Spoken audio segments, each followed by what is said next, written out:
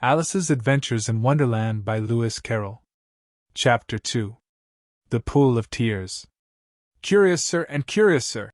cried Alice. She was so much surprised that for the moment she quite forgot how to speak good English.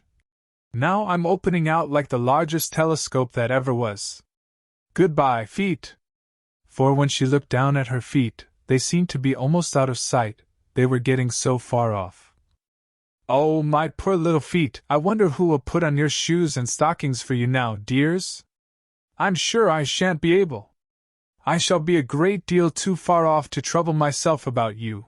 You must manage the best way you can. But I must be kind to them," thought Alice. "Or perhaps they won't walk the way I want to go.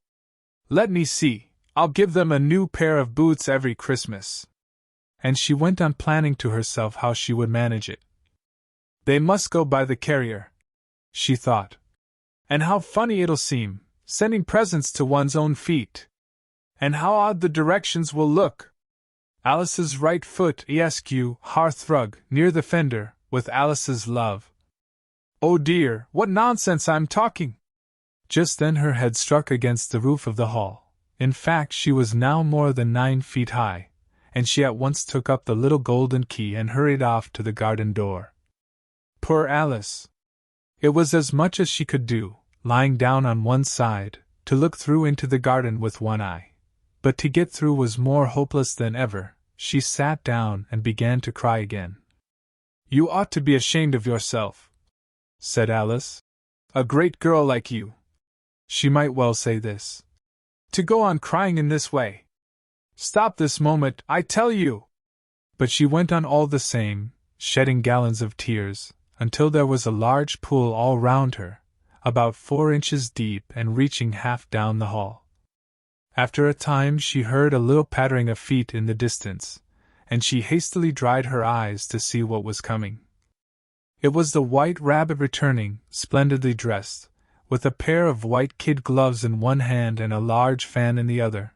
He came trotting along in a great hurry, muttering to himself as he came, "Oh! The Duchess, the Duchess! Oh! Won't she be savage if I've kept her waiting?"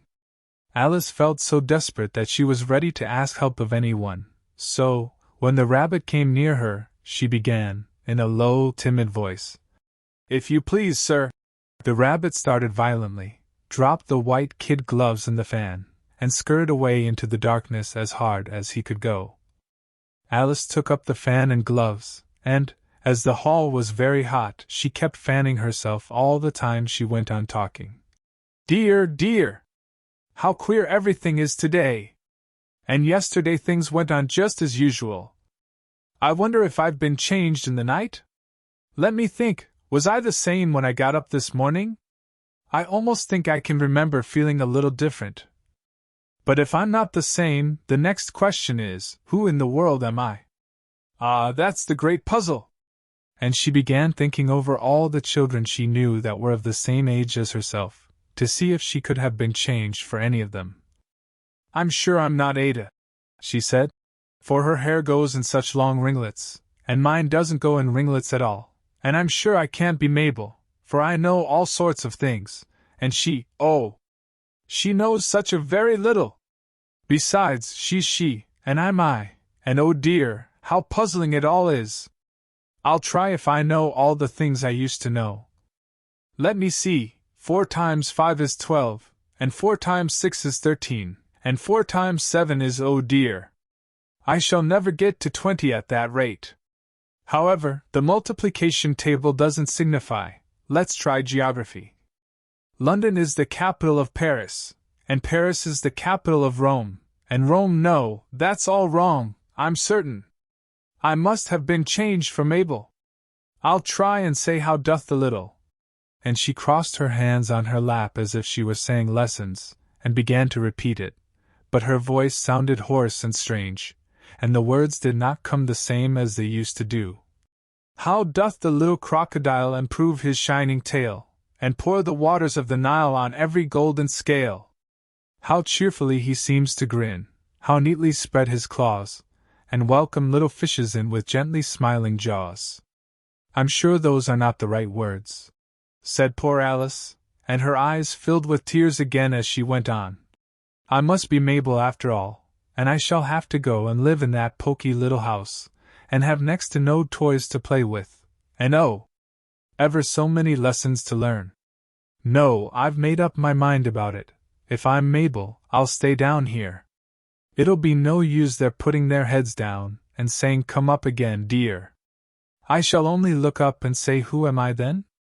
Tell me that first, and then, if I like being that person, I'll come up. If not, I'll stay down here till I'm somebody else. But, oh dear, cried Alice, with a sudden burst of tears, I do wish they would put their heads down.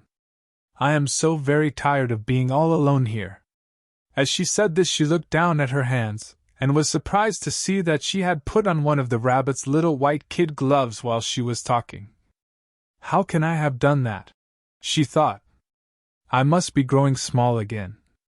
She got up and went to the table to measure herself by it, and found that, as nearly as she could guess, she was now about 2 feet high, and was going on shrinking rapidly. She soon found out that the cause of this was the fan she was holding, and she dropped it hastily, just in time to avoid shrinking away altogether. That was a narrow escape, said Alice, a good deal frightened at the sudden change, but very glad to find herself still in existence. And now for the garden! And she ran with all speed back to the little door. But alas! The little door was shut again, and the little golden key was lying on the glass table as before. And things are worse than ever, thought the poor child. For I never was so small as this before, never. And I declare it's too bad, that it is. As she said these words, her foot slipped, and in another moment, splash! She was up to her chin in salt water. Her first idea was that she had somehow fallen into the sea. And in that case I can go back by railway, she said to herself.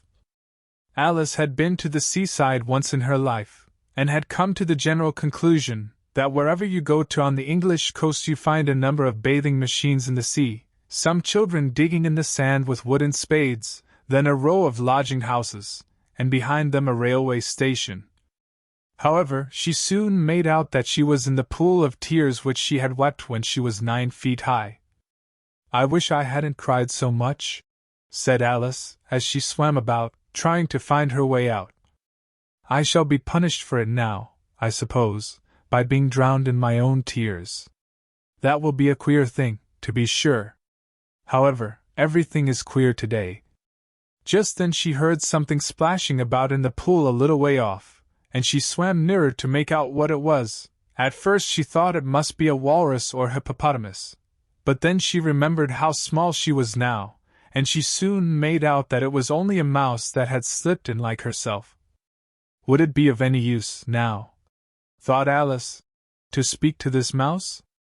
Everything is so out of the way down here, that I should think very likely it can talk. At any rate, there's no harm in trying. So she began. Oh, mouse, do you know the way out of this pool? I am very tired of swimming about here, oh mouse. Alice thought this must be the right way of speaking to a mouse. She had never done such a thing before, but she remembered having seen in her brother's Latin grammar. A mouse of a mouse to a mouse, oh mouse. The mouse looked at her rather inquisitively, and seemed to her to wink with one of its little eyes, but it said nothing. Perhaps it doesn't understand English, thought Alice. I dare say it's a French mouse, come over with William the Conqueror. For, with all her knowledge of history, Alice had no very clear notion how long ago anything had happened. So she began again. O est ma chat? Which was the first sentence in her French lesson book. The mouse gave a sudden leap out of the water, and seemed to quiver all over with fright. Oh, I beg your pardon, cried Alice hastily, afraid that she had hurt the poor animal's feelings. I quite forgot you didn't like cats. Not like cats, cried the mouse, in a shrill, passionate voice. Would you like cats if you were me? Well, perhaps not, said Alice in a soothing tone. Don't be angry about it. And yet I wish I could show you our cat Dinah. I think you'd take a fancy to cats if you could only see her. She is such a dear quiet thing," Alice went on, half to herself, as she swam lazily about in the pool. "And she sits purring so nicely by the fire, licking her paws and washing her face, and she is such a nice soft thing to nurse, and she's such a capital one for catching mice. So, I beg your pardon," cried Alice again, for this time the mouse was bristling all over, and she felt certain it must be really offended. "We won't talk about her any more if you'd rather not."